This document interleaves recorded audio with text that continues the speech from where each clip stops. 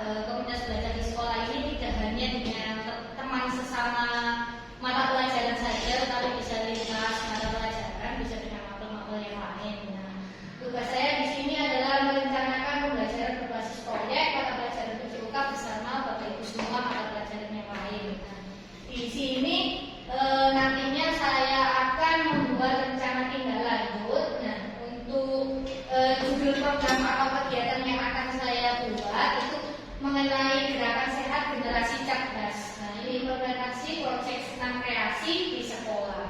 Kita menggunakan model pendidikan gerak.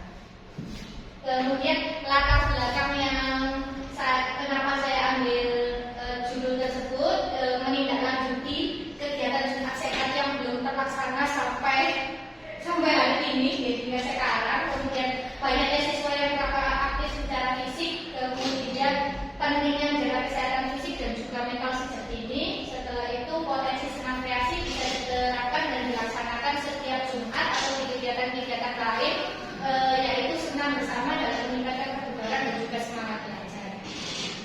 Kemudian pelaksanaan program ini nantinya berdasarkan voice, choice, sama ownership peserta didik. Voice yaitu suara. Di sini peserta didik akan diberikan kesempatan untuk berpartisipasi dalam merancang dan juga mendemonstrasikan senam kreasi yang mereka buat nantinya. Kemudian yang choice atau pilihan, peserta didik dibebaskan untuk memilih musik yang akan digunakan serta mengatur jadwal latihannya. Kemudian yang ketiga yaitu kepemilikan atau ownership, dengan melibatkan peserta didik dalam proses pengambilan keputusan supaya mereka mempunyai rasa tanggung jawab terhadap keberhasilan program ini. Kemudian di sini aset. Nah, aset di sini kemarin sudah kami petakan di kelas PKBP Suka. Nah, di sini saya ada aset manusia, ini nantinya kepala sekolah, guru PJOK, juga wali kelas, guru dalam KBS, Bapak Ibu dengan semuanya, serta peserta didik. Kalau untuk aset sosial di sini komunitas belajar kita yang ada di sekolah ini sama hubungan antara peserta didik. Kemudian aset fisik kita menggunakan nanti lapangan olahraga.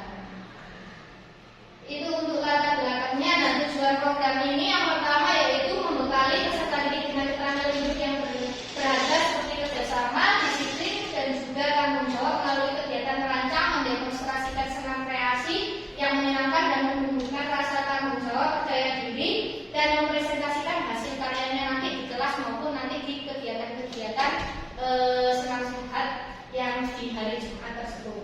Kemudian yang kedua yaitu menciptakan lingkungan belajar yang inklusif di mana setiap peserta didik merasa dihargai dan memiliki kesempatan untuk berkembang secara optimal. Kemudian yang ketiga yaitu meningkatkan kesadaran peserta didik akan pentingnya menjaga kesehatan fisik dan juga mental sejak dini. Itu untuk tujuannya. Nah, capaian di sini yang pertama, peserta didik mampu bekerja sama dalam tim. Nanti kita kelompokkan di dalam tim.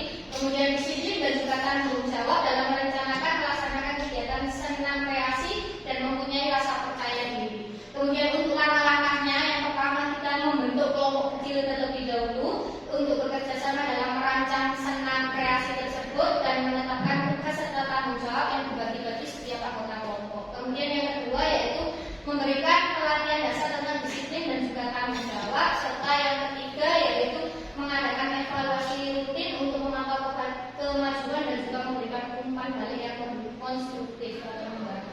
Kemudian hasil yang kita harapkan semuanya di dalam program ini yaitu peserta didik menunjukkan kemampuan kerjasama dalam kelompok, kedisiplinan dalam mengikuti dan mematuhi jadwal latihan dan juga tanggung jawab akan peran dan tugasnya masing-masing.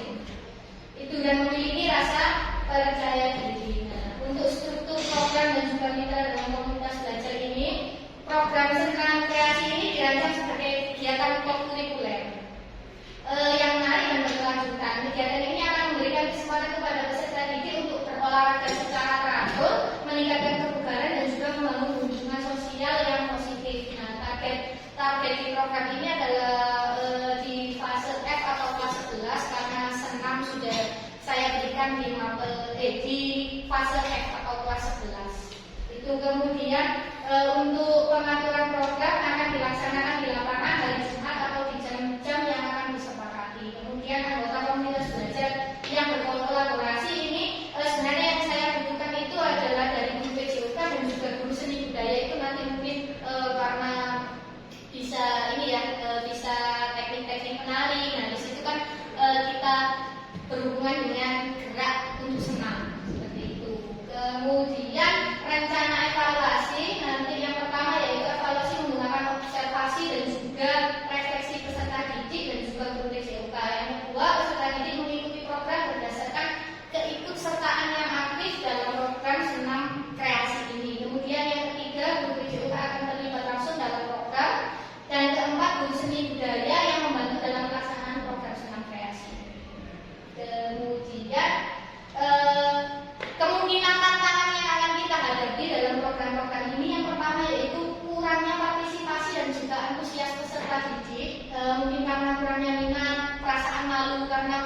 tadi kalau disuruh senam itu seperti menari joget, jadi kebanyakan malunya. Saya alami juga ketika di materi senam ini banyak yang merasa malu, khususnya yang putra. Kemudian yang kedua yaitu kesulitan dalam mengatur waktu dan juga jadwal yang mungkin berbenturan dengan jadwal pelajaran, karena kita nanti melaksanakannya yaitu kokurikuler di luar jam pembelajaran.